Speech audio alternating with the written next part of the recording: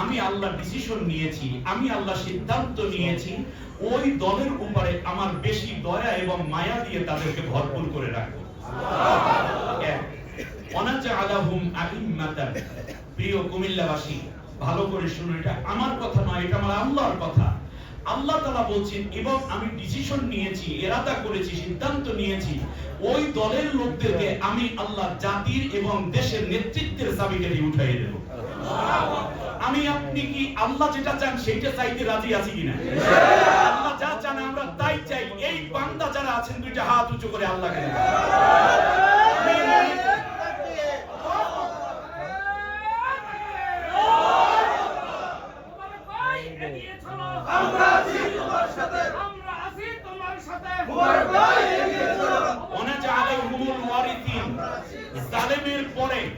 জালেমের পরে খালি যে চেয়ারগুলো পড়ে থাকবে, প্রত্যেকটা চেয়ারের মধ্যে সম্মানের জায়গায় আমি আল্লাহ মাজলুম দলের লোকদেরকে বসাইয়া উত্তরাধিকার হিসেবে মর্যাদা প্রদান করে দেব। অনুমাক্কিনা লাহুম ফিল আরদি, এবং জমিনের বুকে আমি আল্লাহ তাদেরকে শক্তিশালী করে দিব। এক সময় দাঁড়াবার মতো জায়গা ছিল না, ঘরে ঘুমাবার মতো জায়গা ছিল না, আর এখন তাদেরকে যতটুকু মর্যাদাপূর্ণ আল্লাহ করে দিয়েছেন, সামনে আল্লাহ আরো শক্তিশালী করবেন। এটা কি জামালউদ্দিনের কথা, মাওলানাদের কথা, নাকি আল্লাহর নিজের কথা?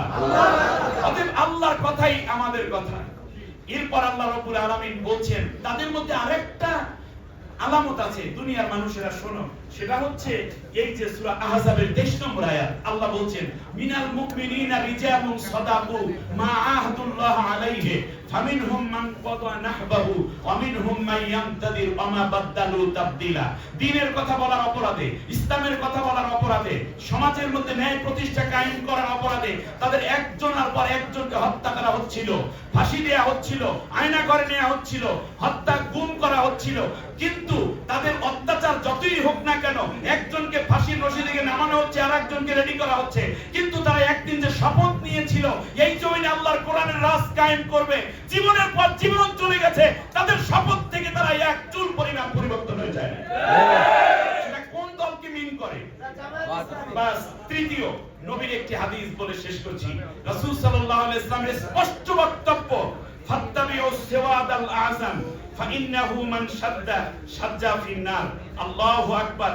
আল্লাহ নবী সাল্লাল্লাহু আলাইহি ওয়াসাল্লামের এই কথা উদ্ধৃত করেছেন মূলত আব্দুল্লাহ ইবনে ওমর রাদিয়াল্লাহু তাআলা আনহুমা, এবং এটা ইবনে মাজাহ প্রথম খণ্ডে 166 নম্বর হাদিস, এবং মিশকাত শরীফের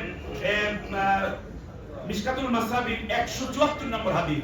আল্লাহ নবী সাল্লাল্লাহু আলাইহি ওয়াসাল্লাম বলেছেন, যখন জাতির মধ্যে এই রকম পরিবেশ তৈরি হবে যে তুমি যদি একটু এগিয়ে যাও তাহলেই একটা দল বিজয় লাভ করতে পারে, সেক্ষেত্রে আল্লাহ নবী বলতেছেন যে যেই দলটি দ্বারা তাড়াতাড়ি ইসলামী হুকুমত কায়েম হবে, সিওয়াদাল আযম, যাদের হাতে ব্যাংক আছে, বিমা আছে, এরকম ডক্টর আছে, পুলিশে চাকরি করতে পারে, পুলিশ প্রধান হতে পারে, পররাষ্ট্রনীতি স্বরাষ্ট্রনীতি তৈরি করতে পারে, যারা সমাজের সব জায়গায় নেতৃত্ব দিতে পারে, ওই দলটিকে তোমরা তাড়াতাড়ি সমর্থন দিয়ে নেতৃত্বের জায়গায় বসাইয়া দাও। পরের কথা খুবই জটিল।